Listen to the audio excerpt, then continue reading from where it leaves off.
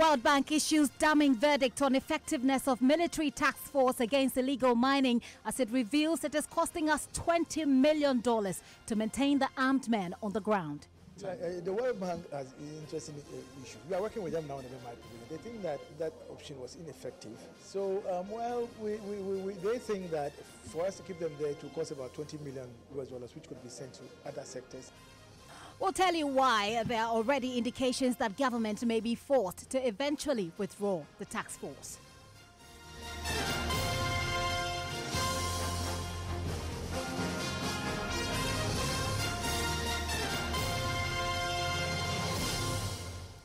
It has emerged tonight that it is costing government a whopping $20 million to maintain the task force against illegal mining, Operation Vanguard, on the ground. There are already indications that government may be forced to eventually withdraw the task force. In fact, in spite of the huge cost involved, the World Bank says the approach is also not effective.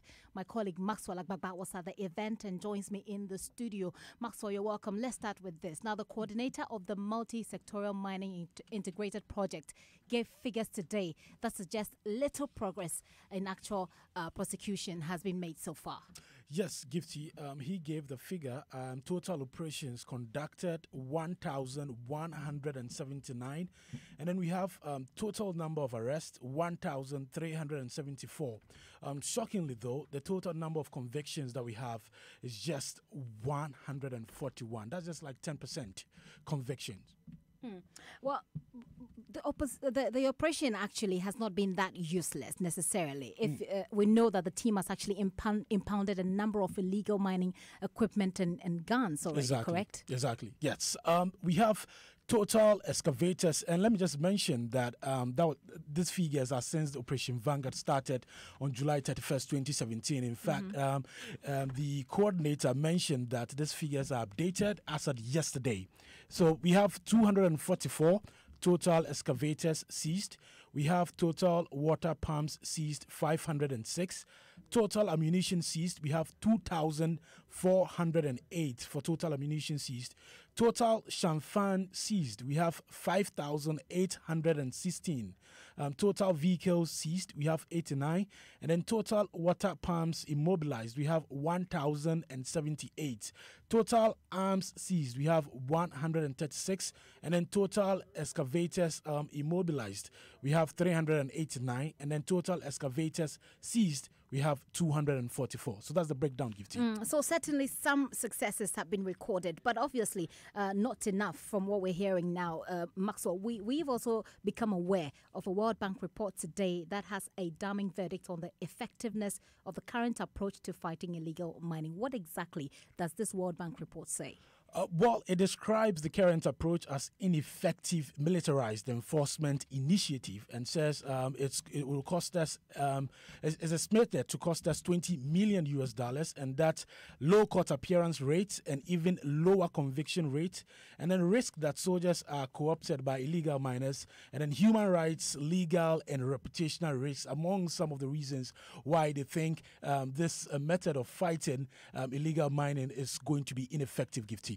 Well, Maxwell, it appears that the Lands and Natural Resources Ministry, which is actually implementing the MMIP, actually agrees that this approach isn't taking us far. In fact, when we interacted with the coordinator of the Multilateral Mining Integrated Project, MIP, Dr. Isaac Kakari, he was not too emphatic. He actually stated that what it means is that in the long run, technically, they cannot keep the team on the ground forever. So what it means is that in the longer term, they would have to withdraw the men on the Operation Vanguard team from where they are currently. We can hear him. That would be the time. The World Bank has interesting issues. We are working with them now in the MIP. They think that option was ineffective because they are looking at it more from a point of view of reputational risk and so on. They think that for us to keep them there, it will cost about $20 million, which could be sent to other sectors. You would tend to agree with them to some extent, but looking at it holistically, I believe that it's a very good step we did in the initial stages, but technically, from a technical point of view, I think that they cannot be there forever. They also may want to go back to the barracks, but that will only happen on the orders of the president. Oh yes, the Operation Vanguard has made a lot of progress. We think that, well, they could have done better, but looking at circumstances and the fact that they are constrained by logistics and things like that, I think they've done a lot. The arrests have been very huge in my mind, looking at the challenges on the ground. But the conventions have been very low. And so we are thinking that, especially working with the World Bank, we need to look at it again and see whether moving forward, we need to keep our soldiers on the ground for that long. Eventually, perhaps what will happen is that when the multi-sectoral mining integrated project kicks in, they may be used only for emergency purposes, but because we are advocating for the creation of what we call the mining guards, who would be deployed and then try to use drones and so on to be able to combat this menace. So the strategies are there. They may be involved at a level, but it will not be as if they will be kept on the ground for that long. So I think that for the moment they've done very well, and we should congratulate our troops for having made sure that some discipline was brought at that level of land devastation. The World Bank is saying that there's a temporary ban on the ESM, but this ban has brought mixed results, affecting over 1,400. So you just heard the coordinator of the Multilateral Mining Integrated Project, MMIP, Dr. Isaac Kakari there, Gifty. All right, so he's very well made the point. Thank you very much, Maxwell, for that update. Well, the National Commander of the Operation Vanguard, Colonel Michael Amua AC, has described this development as worrying, and he actually wants speedy conviction because he believes that will help their cause. Let's get on the telephone line now and speak to him. Sir, thank you so much for your time this evening. Some progress has been made, but obviously not enough for the amount and the risk involved, the risk that we're taking to put you on the ground. Do you agree with this? Hello, Colonel, can you hear me? Hello. Yes, thank you very much. Okay, let's try this again. If you can hear me, I'm trying to find out because we're learning that we're not making as much progress considering the amount we're putting in and the risk we're putting in as well. Is this something you agree? I would say that we've made some progress, but in terms of trial of suspects and then conviction and then sentencing to serve as deterrent so that others may be discouraged from engaging in that illegality is where we have not up to what we expected. Because if we look at the number of people that have been arrested and the number of convictions we have, just about 10% of those arrested have just been convicted. Most of them are the various stages of trials, bails and adjournments, which actually is not too good a picture to look at. Does it affect the morale of your men, you'd say? No, I wouldn't say it affects our morale, though it's a bit worrying because you expect that at least as you make arrest, you expect that suspects will be tried and then sanctioned appropriately on time so that it will serve as the deterrent at the appropriate time because justice delayed, people say justice denied. But that notwithstanding, we are not perturbed because we have our mandate and we have our mission and a job to do. And that is what we are doing. And if you look at the focus of the military high command, the police high command, and then those of us in the field, we are not perturbed by those things. So we remain focused and work to the letter in achievement of our mandate. But why do you think there are delays in the convictions? They're not as speedy as you would expect. Adjudication processes are quite bureaucratic and slow. And so most of the people, we have a lot of backlog. Out of 1,542 arrests, we have just about 141 convicted. So if we look at it, and then also we have a lot of foreigners among them. Chinese, about 247 or so. And then we have only 22 of them convicted. So if they pack bag and baggage and leave, you know our problem with this border areas, people can just sneak out and then that's it. And I don't think it is too good for people to come out from out there, come and destroy our environment, and then we can't sanction them, and then they will find their way out, only to come again, to come and continue. So I think we should be able to speed up the processes and get people sanctioned appropriately to serve as the needed deterrent, then prevent others from enjoying, joining the fray. Speaking of your presence on the ground, and based on all that you have explained, it looks as though there is an expectation that eventually you and your men will be withdrawn from the ground because the approach is not working. That's one I will leave it to the authorities, because they have other means of getting feedback and then making an assessment of the whole picture. We are just one line of the national effort, that's the security agencies. We are just creating the enabling environment for the other governmental agencies to put in place the new mechanisms and structures and regulations that will regulate and then revise the sector. And so we cannot give an overall picture of the situation.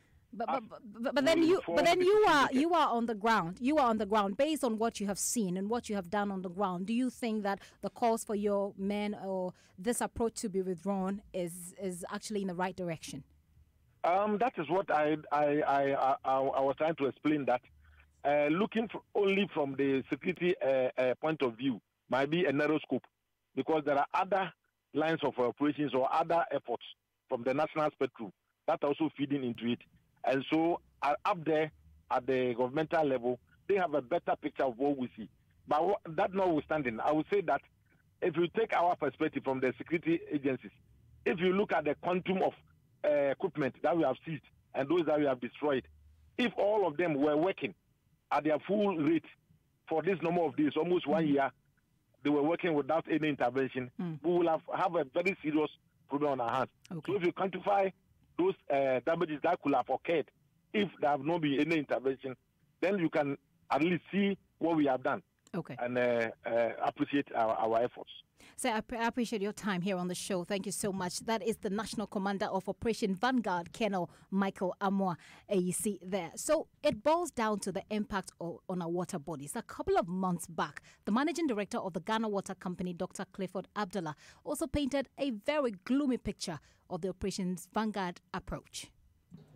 The water bodies in Ghana are polluted through alluvial mining. That's what we call the galamsey, some of them. Settlements and farming along the banks of the water bodies. The discharge of industrial effluents, sand winning, and aquaculture. Generally, the state of the raw water in Ghana, as a company, we will say is very, very poor. The deterioration of raw water quality affects the quantity that is abstracted for treatment and for supply to our consumers. The board of Ghana Water Company was in Western Region just yesterday, and one of our headworks is under serious threat. At Bonsra headworks, and before the Galamsey issue, we're using 3 bags of aluminum sulfate to treat our water. When the Galamsey started, it shot to 12 bags, from 3 to 12 bags. What it means is that our cost of operation has gone up 4 times. And once we cannot increase the tariff of our water by 4 times, what it means is that supply of Ghana Water Company water to the consumers is threatened. When Operation Vanguard was introduced, the turbidity levels improved. And we started using 5 bags of aluminum sulfate from 12. But as at yesterday, we are going back to the original. We are using 10 bags of aluminum sulfate per day. What it means is that we are losing the fight against the Galamsey menace.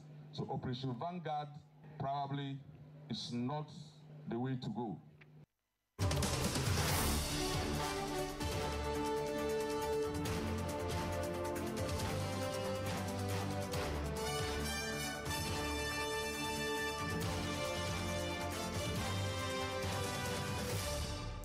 So that was the managing director of the Ghana Water Company, Dr. Clifford Abdallah, some months back, speaking about the impact and about the approach of the Operations Vanguard.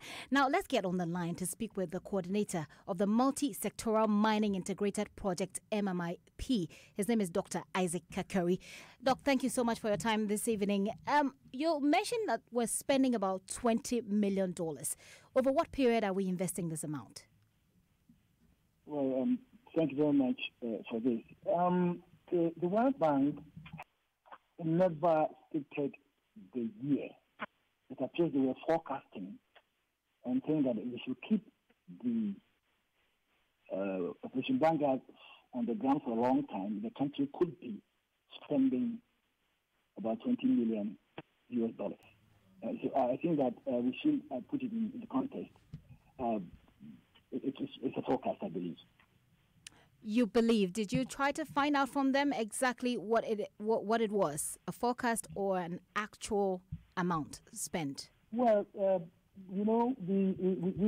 you look for the sources of the World Bank documents, you sometimes have situations where things are explicitly stated as representing their view.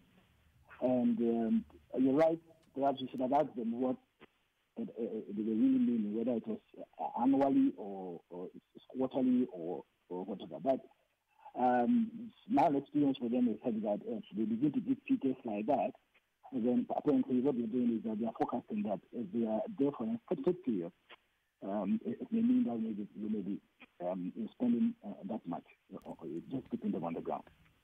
So as far as you're concerned, how much have we spent so far? Now, you are coordinating a government's multi-sectoral mining integrated project, which government tells us is a long-term plan to deal with this canker we have on our hands. As far as you're concerned, sir, how much are we spending? Have we spent so far as well? It should be difficult to know because unless you begin to ask for the figures and ask for audited figures, you will not be able to know. And again, these questions are placed directly to the interministerial committee, for which is working with the ministry. Remember that there's an interministerial committee set up by the president, chaired by Professor Simpon Bratton. And then we have got a ministry under Honorable John Peter Amewu, who is also spearheading the MMIP. We are not working at cross purposes. We are working together. And so my minister is on the interministerial committee. That this is an initiative under the interministerial committee, and they would know the figures. So the big story here is that the World Bank is actually saying, and if I have to borrow your word, is forecasting that this approach may not be effective in the long run, or we may be spending much more than reaping. Why are we still implementing it if, we know it's not working? I think that when the commander told you it's becoming an issue of convictions and so on, and the fact that we have to be involved in dealing with people who are fiscals and sometimes who are in clandestine, they take the phantom groups and they are always preempting them and so on. So before they go to the ground, they would have used mobile phones and alerted their colleagues. They ran away, and it's very difficult. It's like a cat and mouse kind of game. It's very difficult really to deal with a situation like this where powerful faceless individuals are behind such operations. So we must really congratulate them for having achieved this much. But of course, as we begin to hear, we need to have a critical look at this, especially when we have a better alternative, and there's this a flagship blueprint called MIP, which I believe ought to kick in at this stage. It may not mean that the soldiers should be withdrawn immediately. I think that is a decision that rests with the cabinet. Okay, so if we are to terminate anytime soon, do you have an idea? Is this a conversation you're having? No. This is that basically addressed by my minister. What happens is that we at Tekatane and we will want to let them know what is happening. Okay. And of course, when they go to cabinet, they look at all the issues and the options. And I believe that the way things are going, especially having had the interministerial committee, having been there for a long time, it's been an ad hoc committee, some cabinet.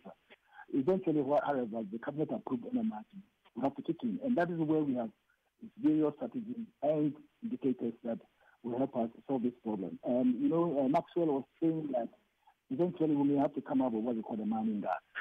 And this is what we are trying to see, so that we deploy a lot of them, and they will be on the ground working with the cities that can be. This is a bottom-up approach.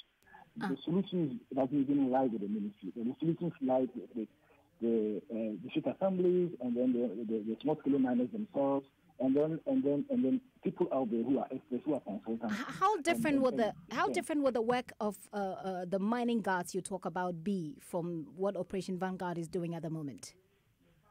There will be people who are from the localities and would know exactly how everything is done. We're going to employ them within the locality mining communities themselves. And they will be giving gadgets and so on, and would only move when they have information, vital information, that may sometimes come from the drones that we may have to deploy. And these drones may have, infrared cameras that can even detect the movements of people in the night. Sorry to interrupt you, sir, there, but isn't it easier for locals to be implicated in some of these operations? Isn't it easier for them to be compromised? Well, as an issue, that's a human problem. I mean, there is no perfect system. Certainly, they would be, but once they begin to see this kind of big black bar approach, where they know that there is surveillance, it normally would scare a lot of people away. Because once they're able, they know that anytime they are going the night, some drone is up there, and that drone is detecting their movement. Okay. And then there's rapid response, and then we are able to then get to the ground. We believe that it will scare a lot of people. There's going to be people who are always recalcitrant and will want to, beat the system. But I think that it will be a more effective way, especially to involve themselves and the digital assembly and the miners themselves. Right. So that, remember, you must always differentiate between the Galamseyers and then the licensed miners who are our allies. They also work with us and begin to tackle the Galamseyers. Sir, thank you so much for your time this evening. Dr. Isaac Kakuri there. He is the coordinator of the Multi-Sectoral Mining Integrated Projects. That is the MMIP government's long-term plan to deal with Galamsey. Let's explore this issue a bit further. Emmanuel Kuyule is Executive Director of the Center for Extractive and Development Africa. Sir, thanks for your time this evening. Really appreciate it. You are concerned about the militarization of the mining communities. What informs this claim? Hello, Mr. Kuyule. It appears that I'm having a difficulty hearing him, or he is having a difficulty hearing me. Let's try this one more time. He is the Executive Director of the Center for Extractives and Development Africa. He'll help us explore this issue a bit further before we wrap up. Mr. Kuyule, can you hear me? This can have more. Sincere apologies, sir. We may have... Kenamwa, it seems that there's a little bit of a mix-up there. But I'm hoping to speak to Emmanuel Kuyule, who is Executive Director of the Center for Extractive and Development Africa, so we can deal with this matter going on. But if you're following, of course, this is about Operations Vanguard and whether or not it has been effective at all. So far, we know that they've made some arrests. Over 1,374 arrests have been made, but they don't seem to be making progress, because out of that number, just a little over 100 have been actually convicted. They've seized some things. They're looking at 389 excavators that have been seized. 141, that is the total number of convictions. They're also looking at 244 total excavators that have been seized. Okay, so 389 excavators have been immobilized. So basically, those excavators aren't working at the moment, so they have a hold on that. Total operations conducted 1,179. And out of that 1,179, they've been able to make 1,374 arrests.